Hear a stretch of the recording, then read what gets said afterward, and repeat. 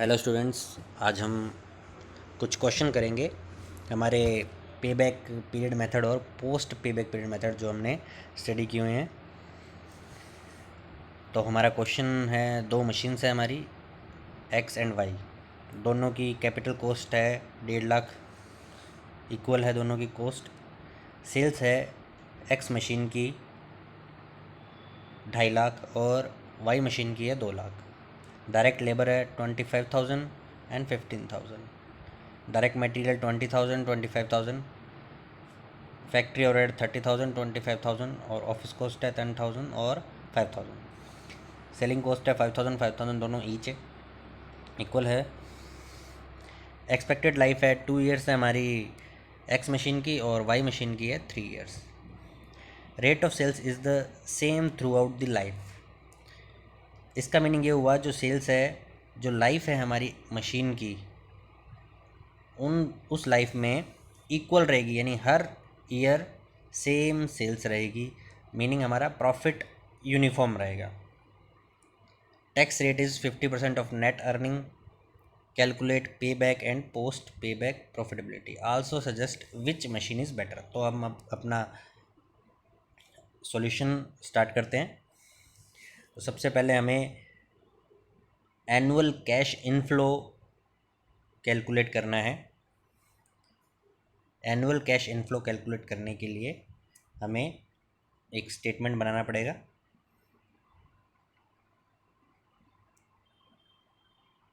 Sales x machine की है 2,50,000, Y machine की है 2 लाख। अब जो जो एक्सपेंसेस हमारे लगे हैं सेल्स में, वो हम इसमें से लेस कर देंगे। Direct labour, material, factory overhead, office cost, selling cost, ये हमारे एक्सपेंसेस जो जो आए हैं उन सबको हम सेल्स में से डिडक्ट कर देंगे।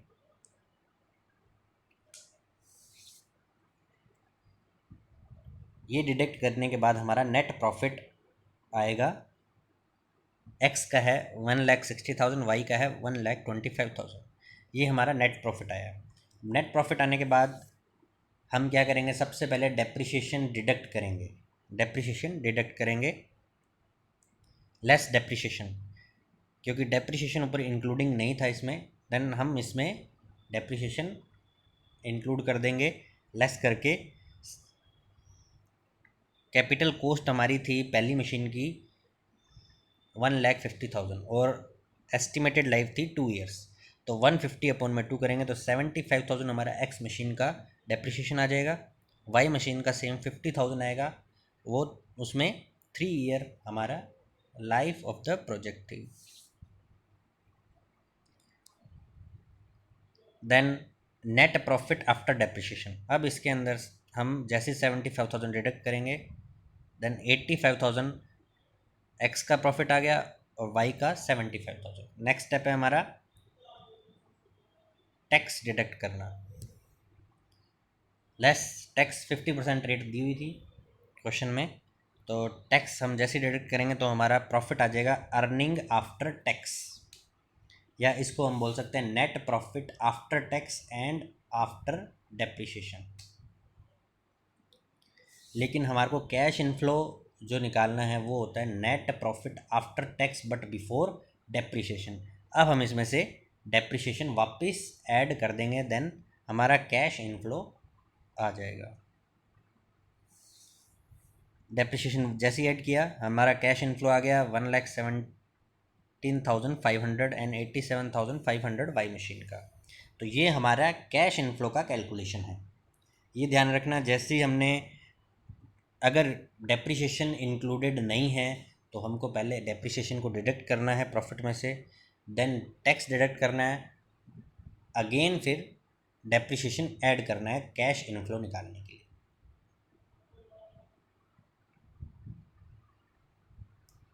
अब पे बैक पीरियड मेथड से हम कैलकुलेट करेंगे कि कौन सी मशीन हमें सेलेक्ट करनी है।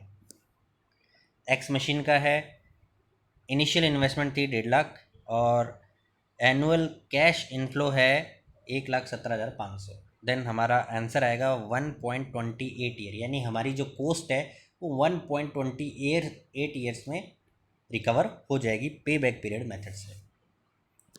वाई मशीन की है 1.71 ईयर्स।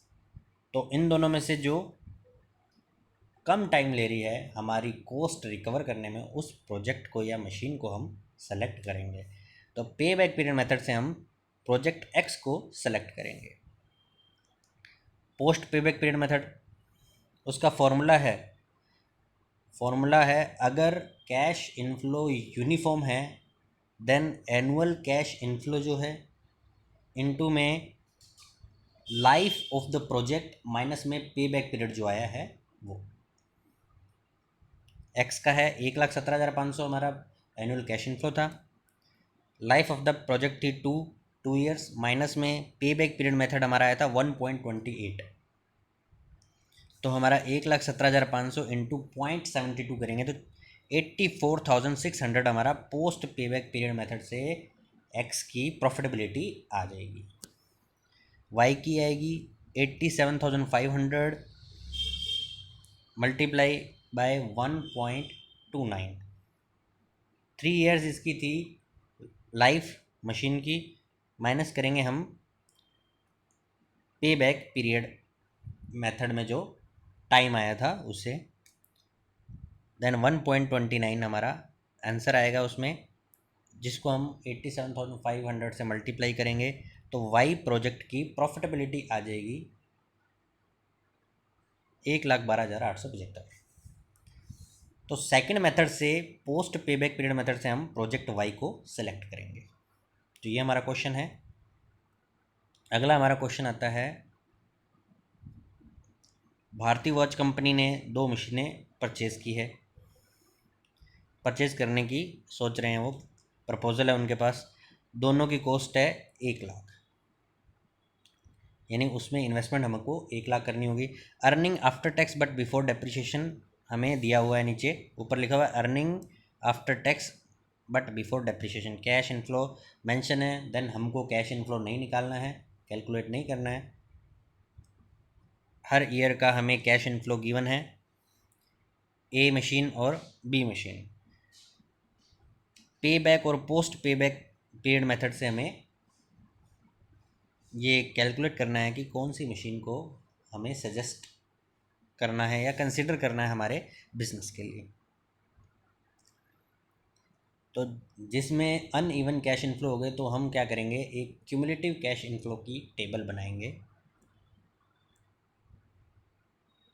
मशीन ए और मशीन बी। ये आ गया हमारी टेबल। फर्स्ट ईयर में 25,000 मशीन ए में कैश इनफ्लो था, क्यूमुलेटिव भी 25,000 रहेगा। सेकेंड ईयर में 37,500, देन क्यूमुलेटिव आ जाएगा हमारा 62,500। ऐसी थर्ड ईयर में 50,000 है जिसे हम ऐड कर देंगे क्यूमुलेटिव में। 5 ईयर तक हमें ऐड करना है इसे, जब तक कि मशीन की लाइफ है या हमें कैश इनफ्लो जो क्वेश्चन में दिए हैं तब तक हमें इसे क्यूमुलेटिव कैश इनफ्लो में ऐड करना है। सेम ऐसे ही मशीन बी में हमें करना है।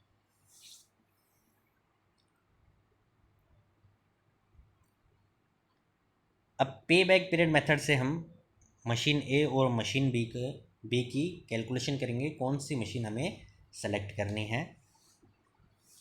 फॉर्मूला हमारा क्या है, इसमें फॉर्मूला था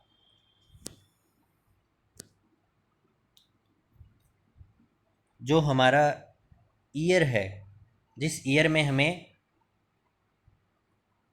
कैश मिल रहा है, जो हमारी कॉस्ट रिकवर हो रही है, उस ईयर से जस्ट प्रीसीडिंग ईयर हमें लिखना है सबसे पहले।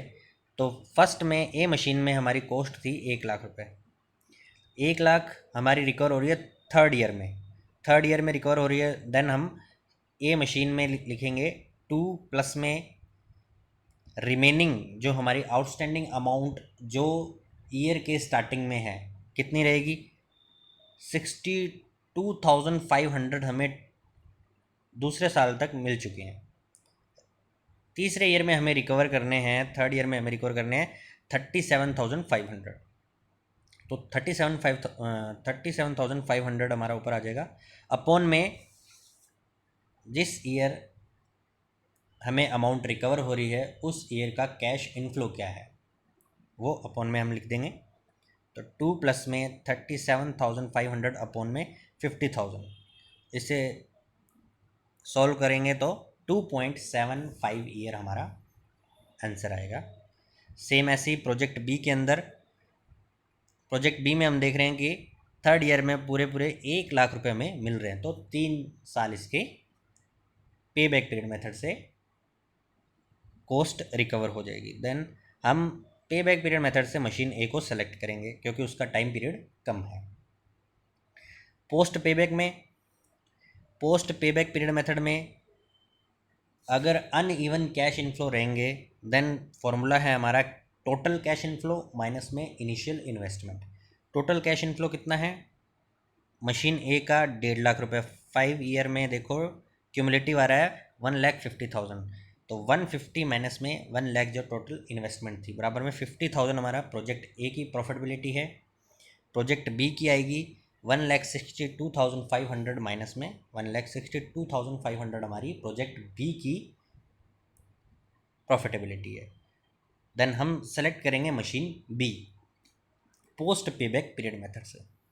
तो ये हमारे 2 क्वेश्चन है पे बैक और पोस्ट पे बैक पीरियड मेथड के।